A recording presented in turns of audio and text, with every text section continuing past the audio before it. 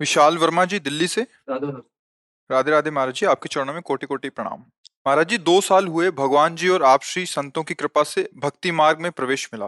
भगवान के नाम की शरण मिली। महाराज जी, शुरू में ही सुन लिया था कि कृष्ण भक्ति और कृष्ण प्रेम में धीरे धीरे सब कुछ छिन जाता है, तब उतना सीरियसली नहीं लिया। अब इधर सब कुछ धीरे धीरे छिनता जा रहा है और कृष्ण प्रेम भी अभी प्राप्ति वैसी नहीं मिल पा रही। महाराज जी, कृपा मार्गदर्शन। तुम्हारा था क्या जो छिन गया, हमें बताइए भाई। रिपोर्ट तो हम तब कर सकते हैं जब हमारी कोई वस्तु छिनी हो। आपका था क्या, हमें बता दीजिए। आपने क्या रचना की और आपका क्या पुरुषार्थ था? किसमें? पांच भौतिक शरीर में, ये पंचभूतों से बना हुआ, या आप में है? आप भगवान के अंश हैं। क्या पुरुषार्थ? अगर वो एक आंख हटा देते हैं, उनकी मौज की बात है, वो एक से दिखाना चाहते हैं, उनकी वस्तु है ना। आपकी क्या, हमें बता दो। आपका क्या है? आपका क्या है, आप बताइए। पढ़े लिखे गए आप तो भगवान ने बुद्धि दी है ना। बुद्धि का हरण कर ले तो फुटपाथ में कागज बटोरते घूमते। है क्या आपके पास? अब जो बात आई छिन गई, तो इसका प्रारब्ध है, आप समझो। जो हम लोग कहते हैं भगवान सर्वस्व छीन लेते हैं, उसका तात्पर्य होता है मन और इंद्रियों को भगवान में समर्पित होना। भगवान अपने बच्चों की बाहरी लीलाओं का, खेल खिलौनों का विनाश नहीं करते। भाव को समझिए। अवश्य में भोक्तव्यम कृतम कर्म शुभाशुभम। अभी आप उस कोटि के शरणागत नहीं कि आपके शुभ और अशुभों का विनाश हो गया हो, समझना। आप खुद स्वीकार करते हैं 2 वर्ष से भक्ति में।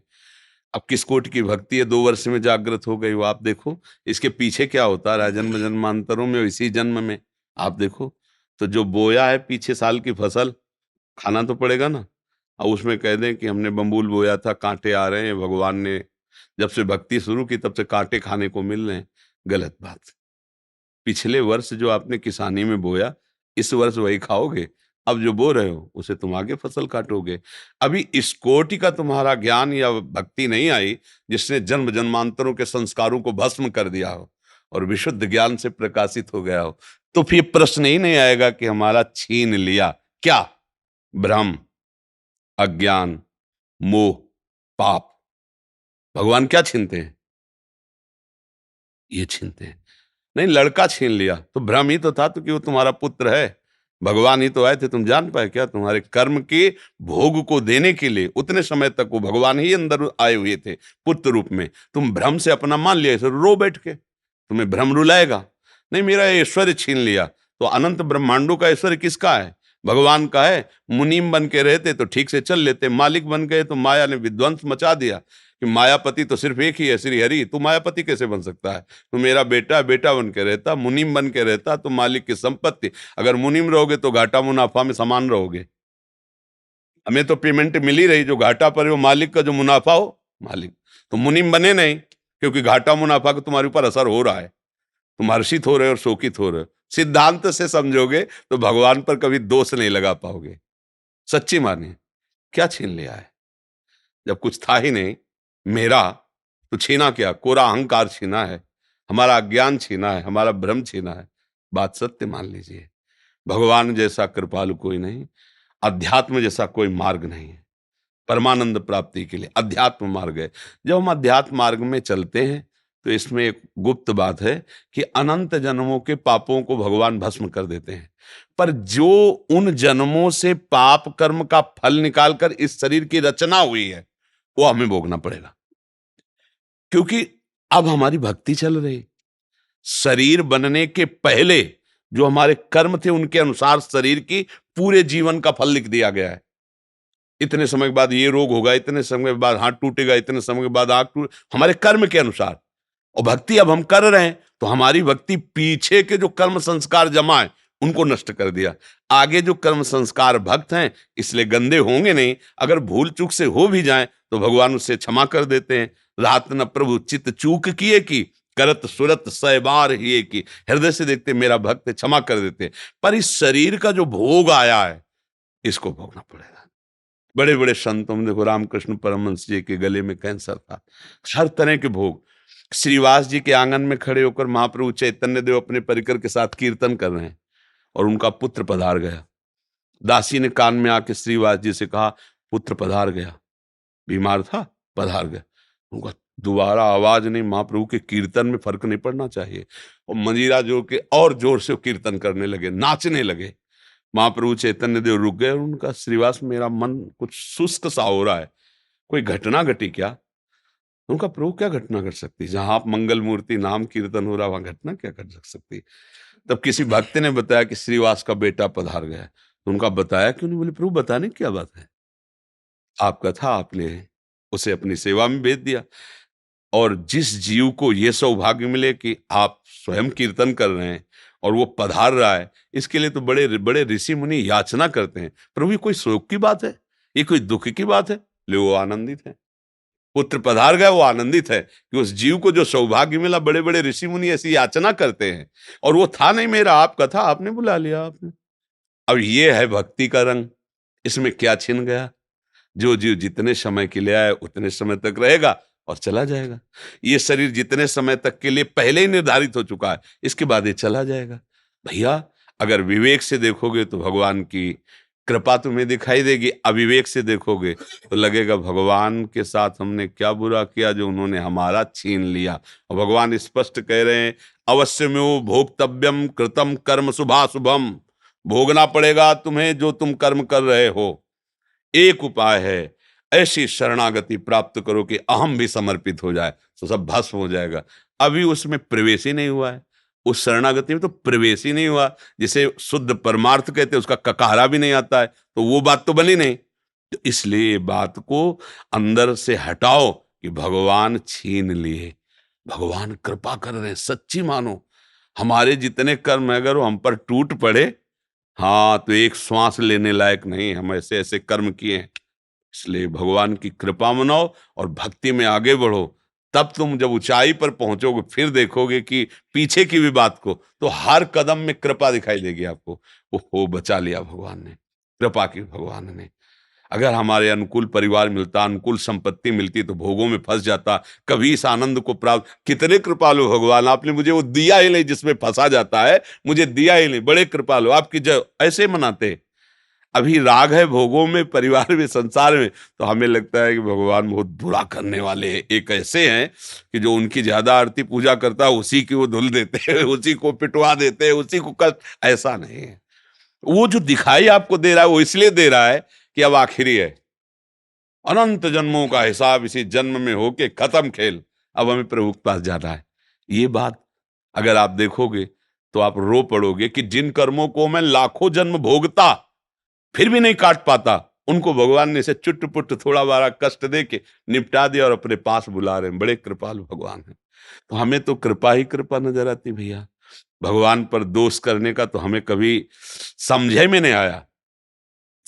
अगर आता तो हम कह देते हैं, ऐसा कह देते हैं हम, पर हमने आज तक ऐसा नहीं देखा है।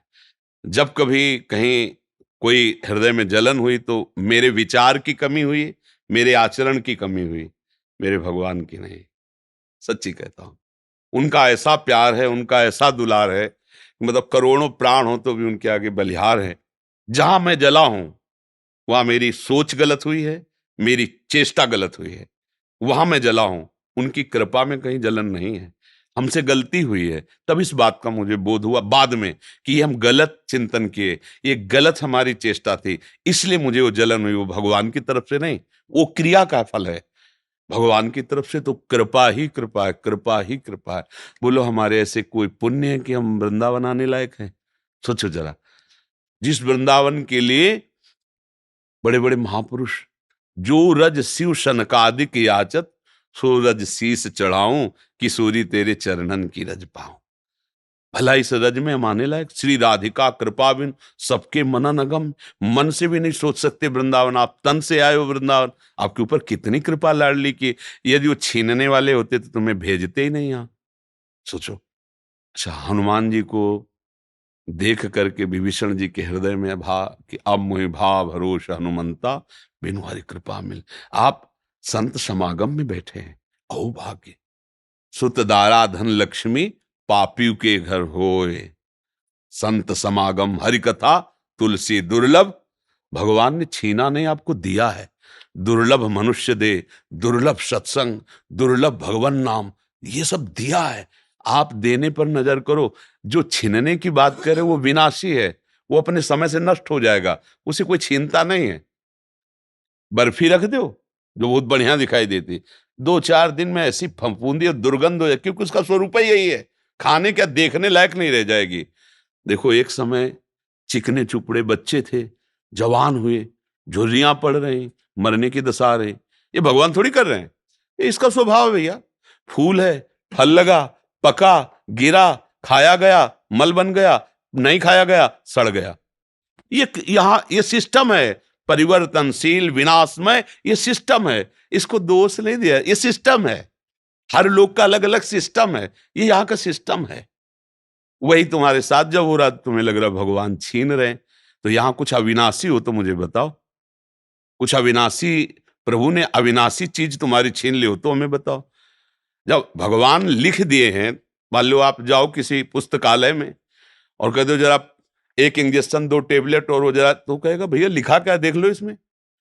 बोले पुस्तकालय, तो बोले आप मांग क्या रहे हो, औषधालय जाइए आप, इसमें भगवान ने लेबिल में लिख दिया है दुखालयम अशाश्वतम, दुखालय और नाशवान।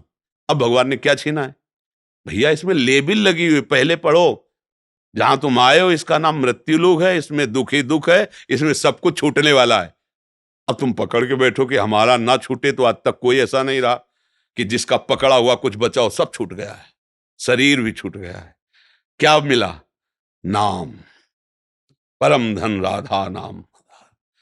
कबीरा सब जग निर्धना, धनवंता नहीं कोई, धनवंता सोई जानिए जाके राम नाम धन, राधा नाम, कृष्ण नाम, श्याम नाम। तो भैया आपको प्रभु ने दिया है, वो दाता है, वो लेने वाले थोड़ी हैं। भूल से सरकारी संपत्ति पर कब्जा कर लो और जब सरकारी पार्षद आके छुड़ाएं तब आप गाली दो सरकार को, तो भाई देखो तुम्हारी भूल है, माफीनामा तुम्हें लिखना चाहिए। सरकारी जमीन पर कब्जा किए हो और इसके बाद जब छुड़ाने आ रहे हैं तो आप गाली दे रहे हो, तो गलती आपकी हो रही ना। ये सब कुछ सरकारी है, भगवान का है, सेवा के लिए मिली ये गाड़ी बंगला, सेवा के लिए मिली। भगवान की सेवा कर कर, परिवार की सेवा करके अपने ऋण से मुक्त हो जाओ और भगवान को प्राप्त हो। अब मान लिया अपना और चाहते हो कि अविनाशी बना रहते हैं, अब कुछ अविनाशी नहीं भैया, सब धोखा ही धोखा है।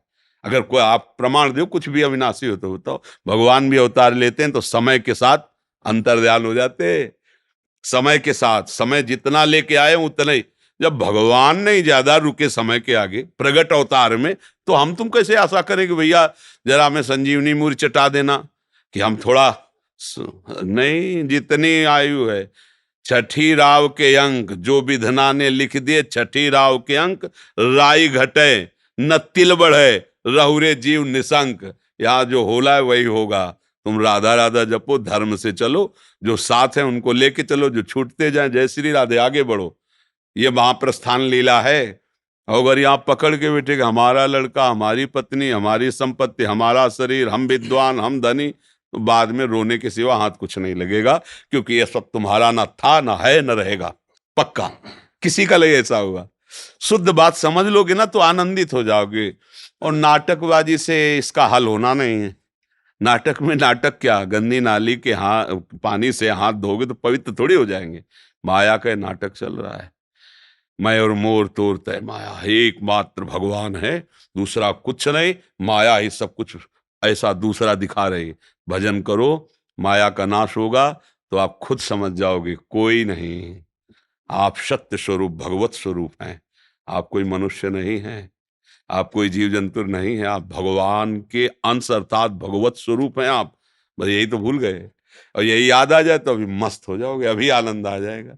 कोई था नहीं, कोई है नहीं, कोई रहेगा नहीं, एक ही था, एक ही है, एक ही रहेगा, बात पकड़ लीजिए। दूसरा तुमने जो माना है तुम्हारा भ्रम है, इसलिए तुम्हें रोना पड़ेगा, भयभीत होना पड़ेगा, दुखी होना पड़ेगा, यही तो हो रहा है ना।